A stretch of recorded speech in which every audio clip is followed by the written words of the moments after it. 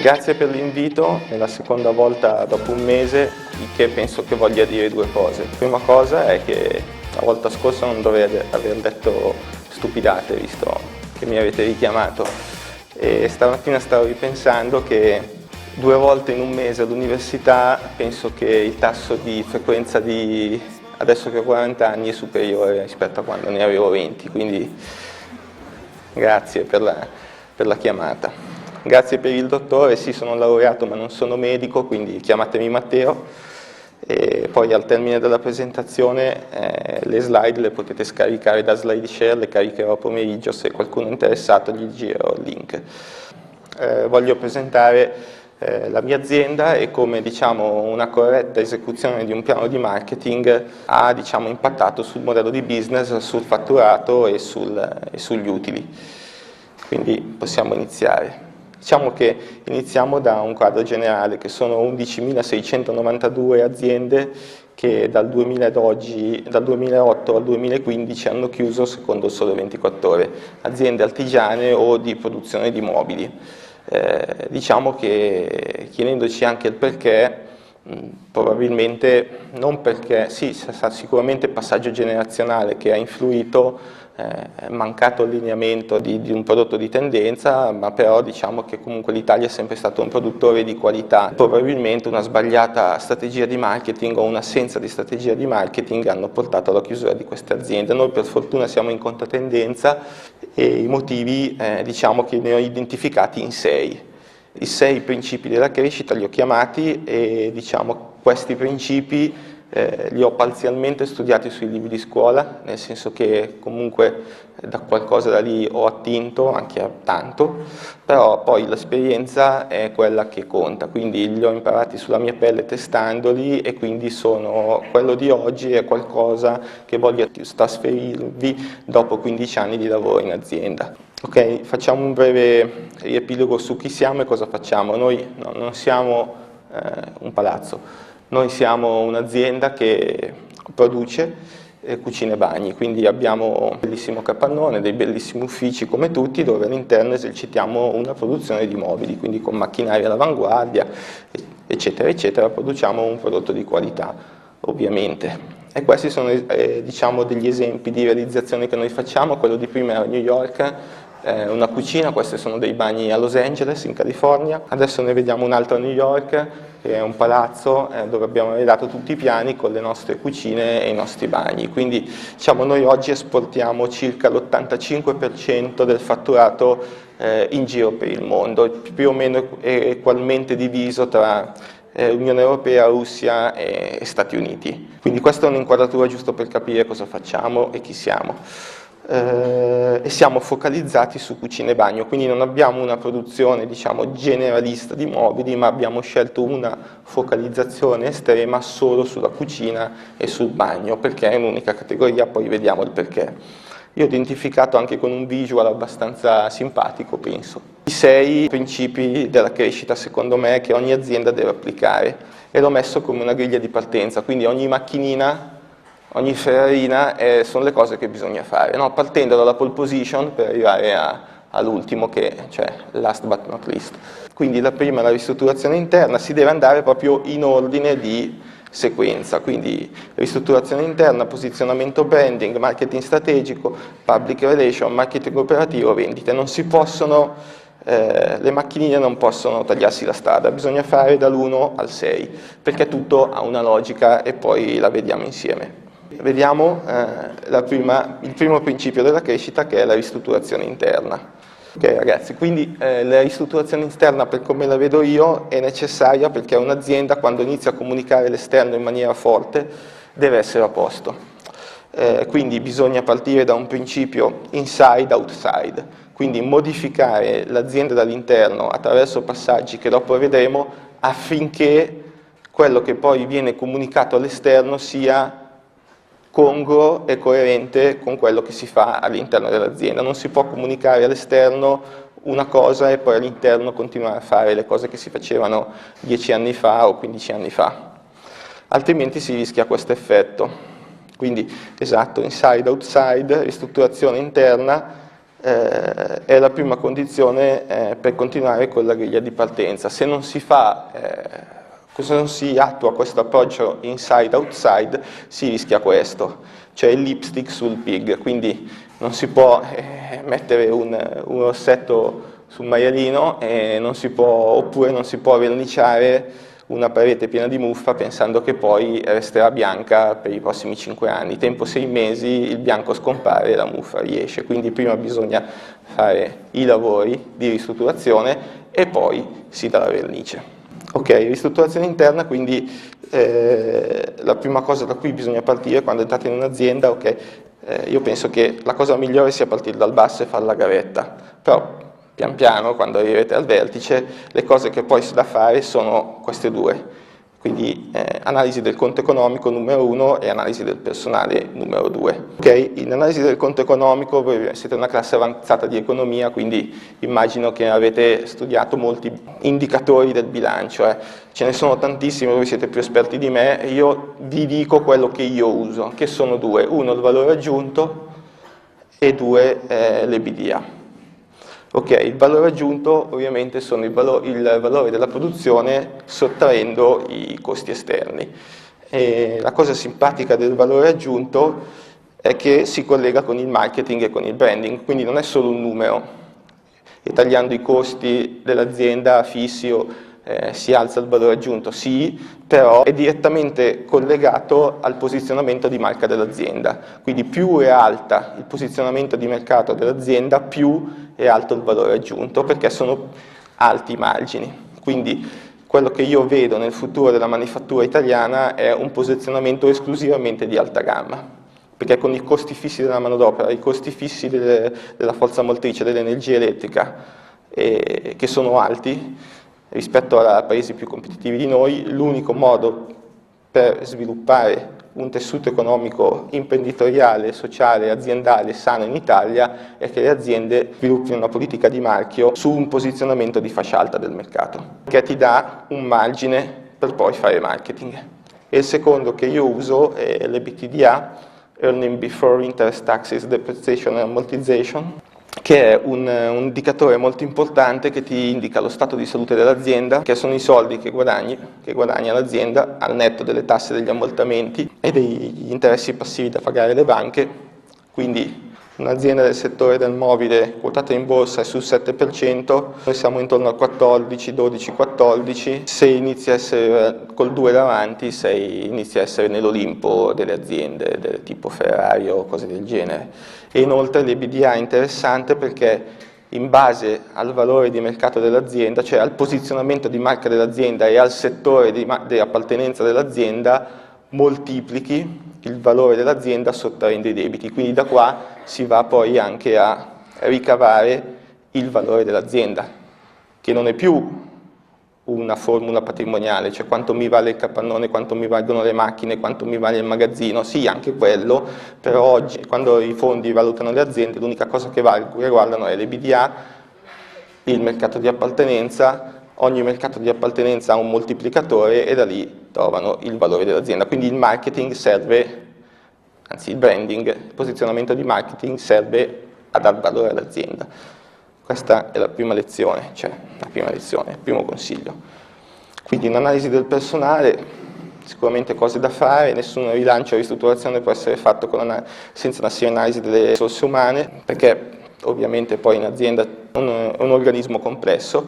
Okay? Noi in Italia siamo partiti con contratti dell'articolo 18 che sono difficili da affrontare, adesso con il Job Act diciamo che sia i dipendenti, i collaboratori che le aziende stesse hanno più libertà di assumere e di fare sviluppo dell'azienda. Quindi la mia esperienza qual è? È stata quella all'inizio, un'azienda diciamo che è sotto i 30 dipendenti, adesso siamo intorno ai 40, quindi creando comunque occupazione, aumentando di 30% l'occupazione nel giro di qualche anno, comunque abbiamo avuto un avvicendamento di circa in un anno 7 persone per pensionamento e altre cose, e assumendo però persone nuove, più motivate e più in linea con la visione aziendale, con un saldo comunque positivo. Vi dico anche delle tempistiche, tempo dell'analisi 15 giorni.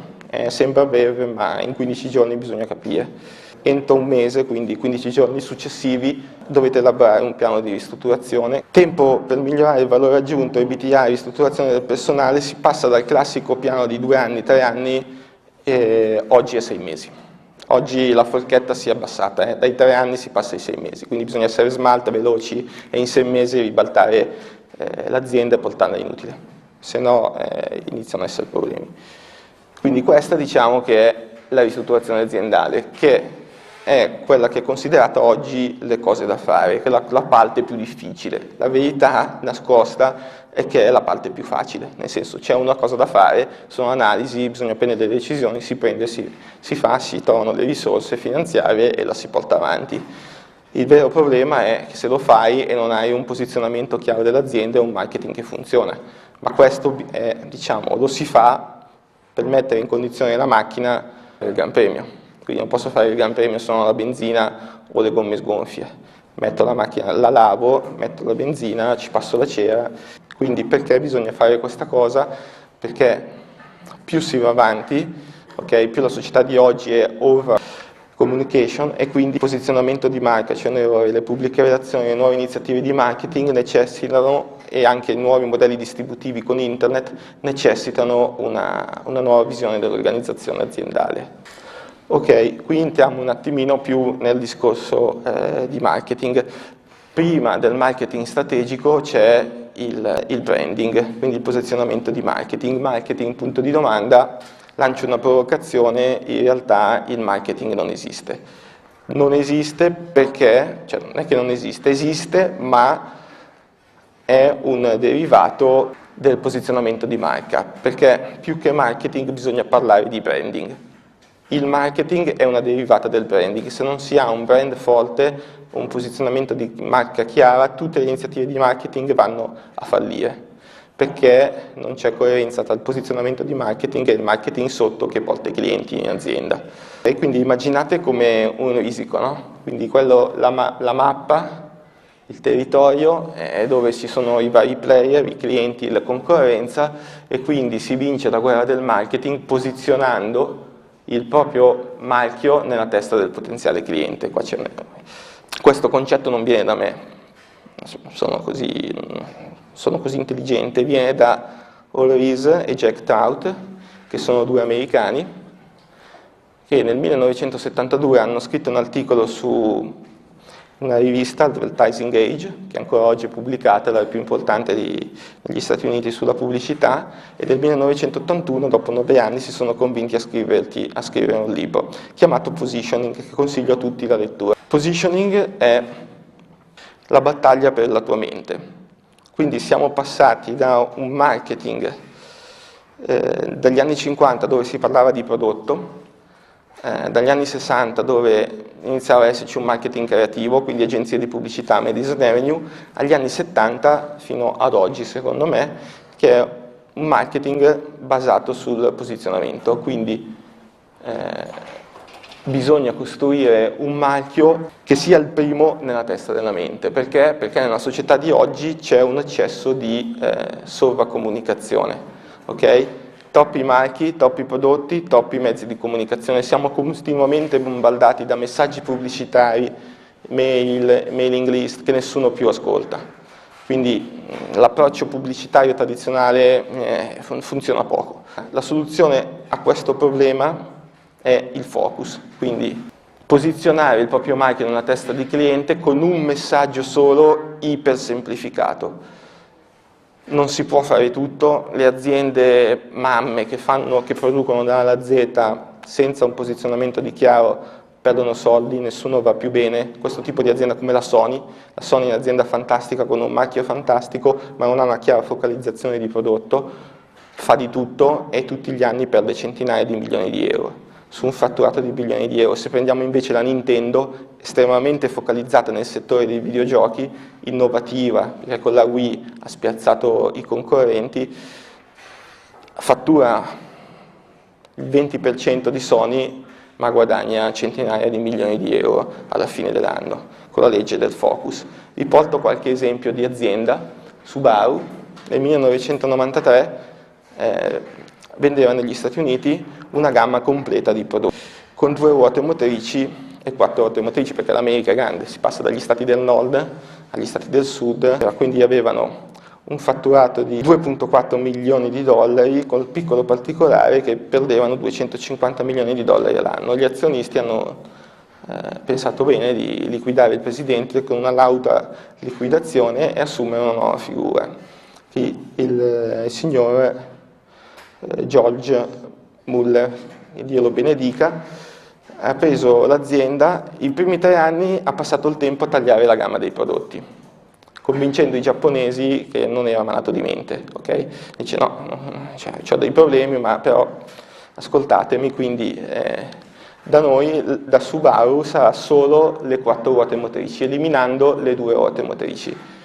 Questo cosa ha comportato? Un'estrema focalizzazione del marchio, e quindi la Subaru negli anni si è costruita nell'immaginario e nella testa del cliente l'auto integrale. Quindi auto integrale uguale Subaru, uguale possedere una parola nella mente del potenziale cliente. Quindi i clienti pensano per categoria, non pensano per marchio. Ho bisogno di un'auto integrale, Subaru. Vendite in 20 anni sono quadruplicate, con un mercato che ha fatto un più 16%, ovviamente riportando l'azienda inutile, perché poi si semplifica anche il progetto di produzione, di distribuzione. Prendiamo il secondo esempio, partendo dalla legge della focalizzazione legata al marchio, al payoff e al visual. Il payoff è fondamentale e il visual pure, perché un marchio senza payoff non è un marchio. È un payoff senza un visual che connette emotivamente il marchio al payoff, cioè a quello che io voglio comunicare nella mente del cliente, non funziona. Prendiamo ad esempio BMW. BMW all'inizio degli Stati Uniti nella sua commercializzazione si presentava come un'auto di lusso, performance, manovrabilità economica sui consumi, cioè ce le ha tutte, perché non me le devono comprare queste BMW? Perché è risultato 11° posto nelle auto di importazione, tra l'altro la Fiat era terza all'inizio, a metà degli anni 60, quindi qualcosa di buono facevamo. Proprio perché comunichi, nelle pubblicità proprio c'erano, se volete andare a googolarle, c'erano proprio tutte queste caratteristiche dell'automobile in grande evidenza sulle pagine pubblicitarie, sulla televisione, quindi il messaggio era molto confuso. A un certo punto hanno cambiato agenzia, hanno cambiato strategia e il messaggio oggi hanno iniziato a usare The Ultimate Driving Machine, che in Italia è stato tradotto con il piacere di guidare, ma negli Stati Uniti in inglese è molto più efficace perché è la definitiva macchina della guida, posizionandosi esclusivamente all'opposto di Mercedes, quindi Mercedes è auto di lusso, di prestigio, BMW era all'epoca l'auto piacevole da guidare, l'auto definitiva da guida, con un visual che non è il logo, ma il visual è la BMW nelle curve delle strade dell'Illinois con un guidatore che si diverte alla guida. Quindi The Ultimate Driving Machine oggi è lo slogan insieme a quello di The Beers, The Diamond is Forever, e altri pochi slogan, tra cui quello di McDonald's, Use Server Break, che poi hanno stupidamente cancellato, che hanno fatto la storia del marketing. E questo posizionamento ha permesso a BMW di essere per 12 anni in testa alle classifiche di vendita negli Stati Uniti, passando da una posizione di assoluto rilievo, da una posizione di declino a una posizione di assoluto rilievo. Quindi dal 2001 al 2009 BMW numero 1 di auto dell'importazione degli Stati Uniti, con il payoff per 37 anni, poi ci colleghiamo dopo a una cosa che diremo nel marketing strategico, usando lo stesso payoff. Se il payoff funziona non bisogna cambiarlo, perché ci vuole tempo per inserirsi nella mente del cliente. Anche i migliori però sbagliano, perché poi BMW cosa ha fatto? Ha cambiato agenzia, dice vabbè 37 anni diamo una rinfrescata. Nel 2010 un nuovo corso ha switchato, una nuova agenzia ha switchato il payoff da The Ultimate Driving Machine a Joy. Joy, senza nessun altro appellativo, proprio Joy, scritto con la J-O-Y. Il risultato Lexus e Mercedes hanno passato BMW nella classifica di vendite. Dopo 4 anni sono tornati a The Ultimate Driving Machine, quindi hanno avuto anche però l'intelligenza di capire che lo slogan vincente non si cambia. Però anche i migliori sbagliano. Questa è un'esperienza che vi voglio portare riguardante la crescita interna. Ok, adesso vi dico una cosa non facile da capire, ma confido molto in voi. La crescita delle aziende non è infinita, quindi ovviamente qualsiasi consiglio di amministrazione, qualsiasi proprietà dà mandato ai manager di aumentare le vendite, aumentare il fatturato, aumentare gli utili, ma la crescita non è infinita. A un certo punto il mercato si satura e un marchio non può più crescere all'infinito senza compromettere i valori d'appartenenza. Quindi cosa succede? Estensioni di linea, estensioni di prodotto che alla lunga danneggiano il marchio, oppure acquisizioni e fusioni. Ma studiando la storia delle acquisizioni e delle fusioni, l'85, 80%, 90% non funzionano, sono una catastrofe, una perdita di soldi. Dalla Compaq a HP, nel mondo dei computer, nel mondo delle automobili l'unica che ha funzionato è quella di Fiat Chrysler, bisogna dare merito a Marchionne di averla creata e averla fatta funzionare. E quella più disastrosa, la catastrofe, è stata questa. Nel 1994 Bernd Prinz Schneider, che è il signore su quello alto a sinistra, ha pensato bene di dire ai proprietari della BMW che secondo lui bisognava fare un'acquisizione per crescere di fatturato. In 10 giorni ha fatto una due diligence con Rover Group, la Rover adesso non c'è più, non esiste più, all'epoca faceva parte di un gruppo inglese di auto con Land Rover e la Mini, che non è la Mini di adesso, ed erano messi male sia nel marketing, nel prodotto, ma soprattutto nel conto economico, nello stato patrimoniale. Questo signore in 10 giorni ha fatto una due diligence non approfondita e ha messo sul tavolo 1,7 bilioni di sterline per chiudere l'acquisto di Rover Group. Ovviamente gli inglesi non ci credevano, è arrivato Babbo Natale. Nel 2000, 6 anni dopo 6 anni di lacrime e sangue, ingegneri tedeschi, trasferta in inglese, gli inglesi che non capivano i tedeschi, ma dovevamo conquistarvi, vi abbiamo bombardato, cioè cose folli, BMW cede, basta, ovviamente i proprietari licenziano con l'autoliquidazione l'amministratore delegato, che il nuovo amministratore delegato pensa bene di dire ok, diamo un taglio a questa cosa, vendiamo in vendita a Rover, la più alta cifra offerta è stata 10 sterline. Quindi una banconota di 10 sterline, il fondo di investimento si è acquistato a Rover Group, che con le fabbriche ammodernate eccetera eccetera, dopo un acquisto a 1,7 bilioni di sterline. Quindi la focalizzazione non solo funziona nelle cose simpatiche del marketing, che luccicano, ma funziona anche a monte. Adesso andiamo un attimo nel nostro caso, visto che è la mia azienda. Questo era il logo dell'azienda, che è sempre stato il nostro prima del 2014, quindi anch'io prima di cambiarlo ci ho comunque speso del tempo, degli anni, perché comunque è una cosa delicata che non si possono fare stupidate, quindi dice, lo faccio qui, la G nel Mac era giusta, adesso qui nel Windows l'ha portata giù, però cioè fidatevi che era giusto. E allora dice, vabbè, cosa faccio? Lo faccio io, mi metto qua io a studiare o vado dal migliore al mondo, che è quello che scrisse Positioning negli anni 80. Allora ho mandato un'email, ho preso appuntamento e mi ha dato udienza dopo avergli mandato il bilancio, un business plan di 100 pagine, lo studio della concorrenza, eccetera, eccetera. Ecco, io sono io, con lui e la figlia. Diciamo, c'ha 90 anni, è più in forma di me, vabbè, comunque andiamo avanti. E questo è il nuovo logo. Quindi cosa abbiamo fatto?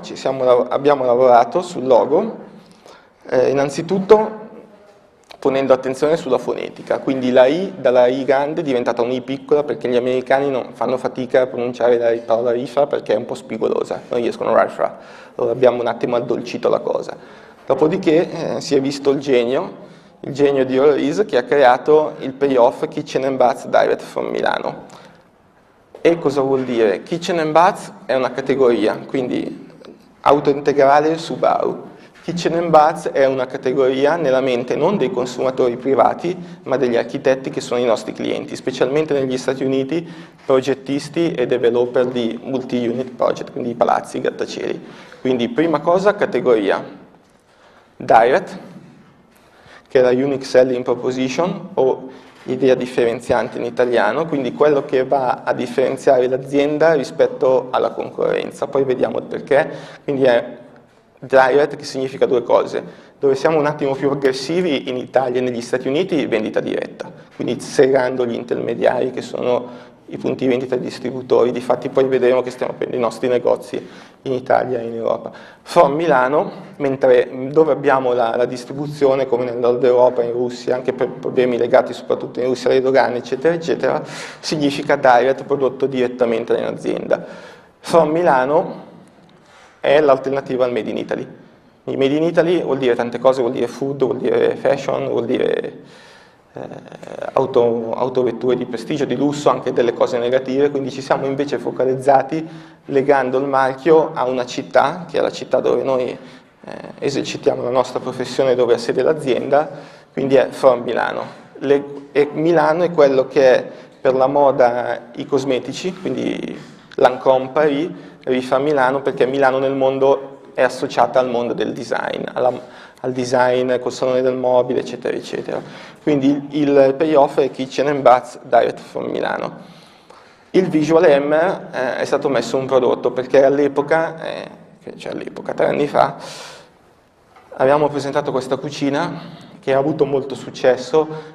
Quando noi lanciamo questa cucina nelle varie pubblicità ha una redemption tripla rispetto a tutti gli altri modelli dell'azienda e quindi ci siamo focalizzati su comunicando questa cucina anche nel marchio.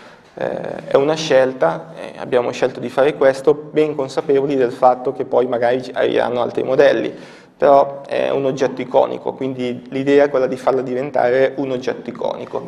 Quindi in questo caso però rispetto al logo di prima, che era solamente un logo testuale, oggi abbiamo un logo, un payoff e un visual M. Adesso qui c'è un video, però io non lo farei vedere perché ci sono più slide, se poi volete lo vedete voi, è su YouTube, oppure quando vi giro le slide potete cliccare e visualizzarlo, è quello che vi ho spiegato io, ho detto in italiano corretto. Ok, andiamo avanti. Questo è la terza macchinina, quindi dopo aver fatto l'analisi interna e la ristrutturazione, okay, dopo aver messo a posto il branding e il posizionamento, si passa al marketing strategico. Ok, cosa vuol dire marketing strategico? Sono 3 punti. 1. Avere una strategia di lungo periodo, che nel breve periodo non si costruisce niente. Ci vuole tempo quindi per costruire e consolidare un marchio. Poi la terza cosa del marketing strategico è essere orientati alla concorrenza. Io non posso fare iniziative di marketing solo pensando di essere l'unico nel mondo che produce o fa le stesse quelle cose che io faccio, ma ovviamente esiste una concorrenza e il marketing di oggi deve essere orientato alla concorrenza. E da qui ci sono 4 modi per sviluppare strategie di marketing una volta che si è orientati alla concorrenza. E dipende dal posizionamento che si ha sul mercato, quindi quando uno è un'azienda leader, la cosa che può fare è attuare una strategia di difesa. Okay? Quando sono la seconda azienda, la strategia è quella di attacco. Quando sono la terza azienda è l'accerchiamento. Queste cose le spiega Karl von Clausewitz nel trattato che scrisse On War. E quando sono la quarta azienda, un'azienda locale, una guerriglia, colpisco segretamente. Ok, tralasciamo un attimo l'azienda locale, ma le altre 3 sono quelle che trovo di più anche nel mio settore. Io personalmente non sono né l'azienda leader, non sono né l'azienda follower, quindi non posso fare una strategia né di difesa né di attacco. Devo fare quello che dovrebbero fare l'80% dell'azienda, quindi una strategia di accerchiamento, di fare cose alternative. E il maestro di questo, e lo vediamo dopo, vi do delle perle, è stato il presidente e l'amministratore delegato di Chrysler dal 1979 al 1992. Chrysler veniva da un Chapter 11, da un fallimento disastroso. Questo uomo qua, che è un genio dell'accerchiamento, ha ribaltato la situazione creando prodotti innovativi e soprattutto creando una nuova categoria. Ad esempio il minivan, il Voyager, che è stato un successo incredibile, non riuscivano ad avere, dovevano fare fabbriche apposite per sostenere la domanda, quindi andando a produrre, non andando frontalmente in attacco, difendendo la posizione con General Motors e Ford, ma andando a fare una strategia di accerchiamento, accerchiandolo in nicchie di mercato in cui loro non erano presenti, ma portando un prodotto innovativo, creando una nuova categoria che è la categoria dei minivan. Anche qui c'è un video che vi consiglio di vedere, un'intervista con la stampa. Dovete vederla perché fino al minuto 2.44 è un MBA sintesi, cioè vi risparmiate l'anno dopo l'università se vedete questo video. Ok, pubbliche relazioni. Quello che noi abbiamo fatto invece è, avendo appunto una strategia di sorpresa, di lavorare ai lati della concorrenza, sono un forte investimento nelle pubbliche relazioni, quindi andiamo avanti, creando un dipartimento apposito che va a lavorare sulle pubbliche relazioni, perché ad oggi la pubblicità funziona poco. Quindi il classico sviluppo il prodotto, lo pubblicizzo, ci creo un marchio, oggi funziona poco perché la società è ipercomunicativa. E quindi la cosa che invece funziona sono le pubbliche relazioni, quindi persone che non pagate parlano bene di te, della tua azienda e sono degli influencer del proprio settore. Andiamo avanti, quindi qui vediamo poi Body Shop, Botox, ecco ad esempio nel campo dei medicinali, i medicinali che oggi sono i più venduti negli Stati Uniti sono 3, che sono Botox, Viagra e Prozac, che la Pfizer non ha mai speso un euro per la pagina di pubblicità di questi materiali, di questi medicinali. Ma Botox oggi è di gran lunga il numero 1 dei medicinali più venduti negli Stati Uniti grazie alle pubbliche relazioni. Quindi quello che all'epoca era vietato, questa cosa sono dei geni, quindi si mette un prodotto che è vietato, ci sono fughe di notizie per 4-5 anni, ok? Perché non si sa se è nocivo, se fa bene, se non fa bene, quindi grandissime fughe di notizie, l'Elisil della giovane vita, esce sul mercato, solo con le pubbliche relazioni diventano il numero 1 dei medicinali per 10 anni a oggi. E queste sono un piccolissimo esempio delle pubbliche relazioni che Botox è riuscito ad avere negli Stati Uniti. L'approccio delle PR, quindi le PR hanno le credenziali che la pubblicità non è nella costruzione del marchio, perché fino a quando il brand non raggiunge un posizionamento nella mente del cliente, la pubblicità verrà ignorata. Quindi prima PR, nella strategia 3, nella strategia 2 di attacco o di lavoro ai fianchi, e poi una volta che si ottiene la leadership, la pubblicità va bene, ma per difendere il posizionamento nella mente del cliente. Quindi è come a risico, prima si costruiscono le pubbliche relazioni, i marchi con l'attacco e poi si mantengono con la pubblicità. Noi siamo ancora nella fase attacco con le pubbliche relazioni. Adesso vi porto qualche esempio riguardante Rifa, magari un po' più edificante rispetto al Botox. Ecco, questa è la Repubblica che ci ha pubblicato a doppia pagina. Questa pagina vale circa 150-200 mila euro se l'avessimo comprata, ma qui con una strategia di pubbliche relazioni, quindi proprio studiata a tavolino, quindi persone che sono qua presenti in aula, database dei giornalisti italiani, si scrive una lettera di presentazione, non email, la lettera scritta, quella col postino, ok?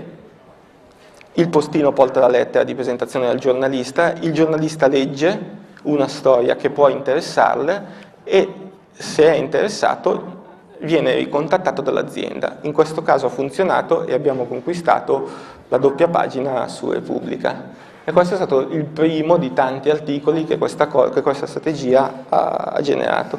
Siamo stati pubblicati sul New York Times, i nostri progetti, siamo stati pubblicati sul Wall Street Journal, questa è una villa dove abbiamo creato 3 bagni e 2 cucine. Questi sono Uomo Moderno, che è tipo per dirci Capital negli Stati Uniti, c'è un'intervista a 5 pagine, questa è arrivata da LinkedIn, quindi se avete un profilo LinkedIn curatelo al dettaglio perché vi porta contatti soprattutto dagli Stati Uniti. Questo è Florida Design, sempre con i nostri prodotti e il nostro marchio in evidenza.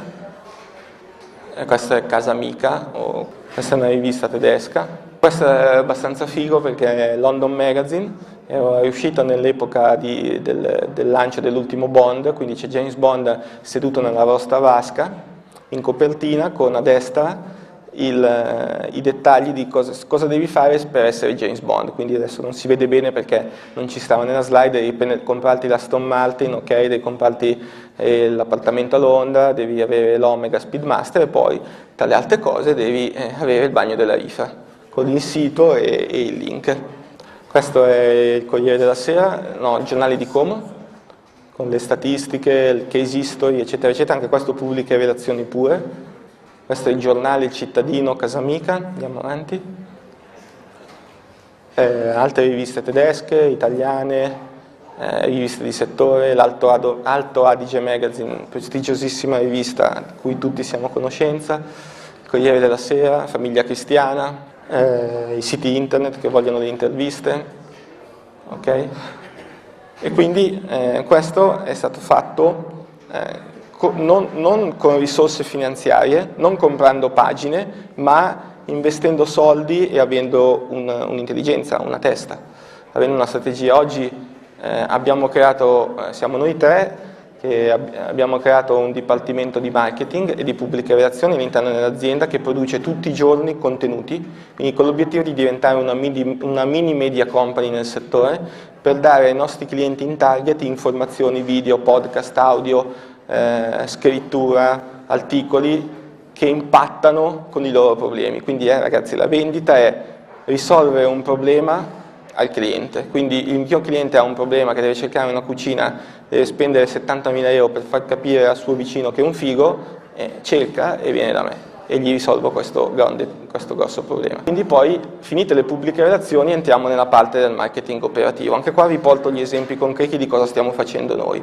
Marketing operativo per me è marketing di contenuto. Oggi nel 2016 il marketing che funziona è il marketing di contenuto, che è composto da articoli, quindi scrittura, fotografia, video e audio. Quindi il marketing di contenuto è il marketing per creare e distribuire contenuti di valore ed interessanti per attrarre e acquisire un chiaro pubblico in target, con l'obiettivo di guidarlo verso un'azione predefinita, una call to action, altrimenti si fa solo didattica. A noi la didattica non interessa, cioè è funzionale per portarlo all'interno di un nostro processo di vendita e quindi tramutare il contatto poi in vendita e fatturato. Andiamo avanti. Sì, andiamo avanti veloci, tanto nelle slide è scritto tutto. Quindi ecco, questo è importante, anziché spingere il prodotto, consegniamo informazioni affinché i nostri clienti potenziali siano informati e siano connessi emozionalmente col brand. Quindi non si fa il lancio del prodotto con lo sconto, la promozione, compra qui, l'offerta. Non funzionano più queste cose, sono pubblicità che non funzionano, le email di questo tipo non le leggiamo più perché siamo asfaltati di messaggi pubblicitari di questo tipo che non funzionano, non vanno bene. Cioè adesso io perdo anche la voce per dire queste cose, ma perché veramente non vanno bene. Nel 2016 non si può fare il marketing che si faceva negli anni 60-70 negli Stati Uniti. Cioè i loro anni 70 sono i nostri 2016, non funziona. Oggi nel 2016 anche in Italia bisogna fare content marketing figo, non bisogna farlo con la telecamerina sfigata e la diretta di Facebook sfigata, ma bisogna fare le cose fighe che connettono emozionalmente con i nostri clienti, ok? Quindi questa è l'importanza della call to action, quindi alla fine di ogni articolo, video, podcast che produciamo o che produrrete, bisogna sempre ricordarsi di inserire una call to action affinché il cliente lasci il suo contatto, che sia un'email, un numero di telefono, un indirizzo fisico, affinché noi poi l'azienda possa continuamente contattarlo e mandargli informazioni che per lui sono utili. Se non lascia l'email, il contatto, è un contatto perso. Quindi la call to action è importante. Quindi qui abbiamo analisi americane che ci dicono che l'80% preferisce ricevere informazioni dall'azienda attraverso articoli anziché pubblicità, che va ovviamente a rinforzare la mia tesi. sarebbe stato bello se avessimo messo una slide, ho scritto no, sei un coglione, guarda che, però invece guarda caso questa ricerca americana mi dà ragione. Ovviamente non abbiamo inventato niente, il primo esperimento del marketing di contenuto è nel 1895, cioè prima della prima guerra mondiale, non c'era Facebook, c'era YouTube, però John Deere, che produceva i trattori, cosa ha fatto? Non ha fatto il catalogo dei trattori, ha fatto The Furrow, che è la rivista di informazione e di risoluzione dei problemi dei contadini. Poi è arrivata Michelin con la sua guida Michelin e sono arrivate tantissime altre aziende. E oggi le barriere tecnologiche si sono abbattute attraverso l'uso di internet, quindi è possibile attraverso quello che prima era televisione, radio, eccetera, eccetera, oggi con i social è possibile, con internet è possibile abbattere anche il costo per produrre qualità, contenuti di qualità. Questi sono i nostri obiettivi del marketing, i nostri obiettivi strategici del marketing, quindi prima di tutto diffusione della notorietà del brand, acquisizione di nuovi contatti, mantenere i clienti esistenti fedeli alla marchia e affezionati, dimostrare leadership nel settore, quindi anche una dimostrazione ai concorrenti che si devono spaventare. I concorrenti quando vedono i video della riffa si devono spaventare, cioè devono avere paura, dice no cazzo io questa cosa non riesco a farla, no, io mi sa che chiudo, sì, chiudi. Ecco, questo deve essere anche l'obiettivo, cioè ogni tanto cioè, va bene la carezzina ai clienti, però qualche calcetto ogni tanto bisogna tirarlo. Ok, quindi questi sono i rischi di fallimento quando impostate una strategia di content marketing, quindi la cosa più importante qua è non essere consistenti nel tempo, cioè magari partire motivati, fare, poi dopo 2 settimane o dopo 2 mesi si vede che non arrivano risultati perché c'è bisogno di tempo, almeno 6 mesi, 1 anno, perché Google indicizzi e faccia queste cose. E invece queste sono le 5 cose che vi fanno funzionare la strategia, tra le quali l'essere umani, avere un punto di vista, non essere Wikipedia, essere consistenti nel tempo, che è la chiave del successo. E la cosa più importante è colmare un'esigenza, quindi rispondere a domande inespresse dei clienti in target. Quella è la cosa più importante, quindi prendere il cliente in una situazione di disagio, dargli le mazzate sul suo disagio, farlo sentire ancora di più a disagio, per poi dargli la soluzione. Questa qua è la vendita. Quindi i contenuti, come li divulgo? Si divulgano, come Rifa divulga i propri contenuti con ovviamente piattaforme di proprietarie che sono quelli che preferisco, quindi il blog, la mailing list, la rivista cartacea, fondamentale, perché oggi tutti comunicano su internet, bisogna ritornare alla stampa, perché se io ti mando una rivista o ti mando un libro, che io adesso esce il mio libro, vediamo, non perché voglio pubblicare un libro e vendere un libro, nessun malato di mente compra un mio libro, però i miei clienti magari qualcosa interessa, quindi io manderò ad ogni cliente che ho nella lista, che sono architetti, punti vendita all'estero, anche privati, manderò non solo informazioni su internet, ma informazioni fisiche, offline, perché la mail la prendi, la butti se ti va bene e te la guardano, se nell'80% del caso non te la guardano. Beh, non nel nostro caso perché noi abbiamo una redemption del 50%, ma diciamo in generale. Mentre se ti mando un libro, il libro non lo butti, è fatto bene, curato nei minimi dettagli, anche se nessuno legge, io ti mando 5 libri, 10 libri, ce la fai, li butti? No, un po' li lasci alla reception del punto vendita, un po' li lasci nella biblioteca che fa immagine, quindi ti occupo lo spazio e tu ti ricorderai sempre di me o della mia azienda perché mi vedi fisicamente. La stessa cosa con la rivista, ti mando 10 riviste, sei così stronzo da buttarle via, un po' le metti sul tavolino, le fai vedere, la porti a tua moglie, eccetera, eccetera. Quindi questa cosa serve affinché il mio marchio rimanga impresso nella loro testa.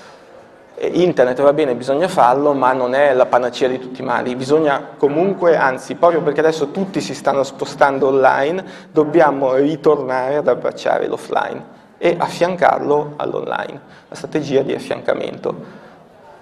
Queste sono quello che facciamo, ok?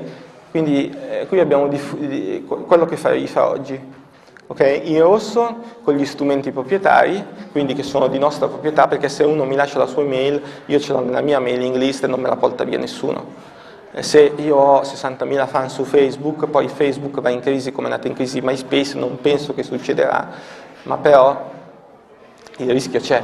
Se tu invece fai le tue cose, la tua mailing list, il tuo catalogo, il tuo libro, la tua rivista e la mandi e hai gli indirizzi fisici dei tuoi clienti, domani non ci sarà più Facebook, ma tu i clienti non li perdi. Le aziende che fanno ci sono, perché è più comodo fare solo online, Facebook, comprare pubblicità online, devono sperare che a Zuckerberg vada tutto bene nella vita. E non è proprio, insomma, gestire un'azienda pensando che a un altro gli vada tutto bene non è proprio bello. Quindi cosa abbiamo fatto? Libro, rivista cartacea, remarketing, podcast, sito, Rifa TV, abbiamo 100 video su Vimeo e YouTube, blog, pacco, dopo li vediamo, i gruppi su Facebook, le pagine, le fiere, le dem, le ads, sales letter, press kit, black card. Questi sono tutti strumenti di marketing che funzionano solo dopo aver fatto le prime 4 cose, solo dopo aver fatto la ristrutturazione interna, il posizionamento di marca, aver studiato un marketing strategico e si passa poi al marketing operativo.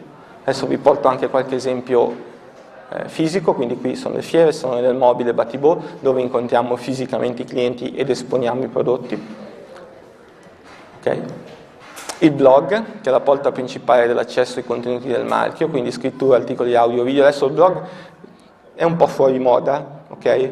Che nessuno, però Beppe Grillo ci ha fatto un impero, le fashion blogger ci campano, le aziende addirittura non comprano più pubblicità, ma fanno passare usano le fashion blogger come le influencer del settore, e questo è il nostro blog.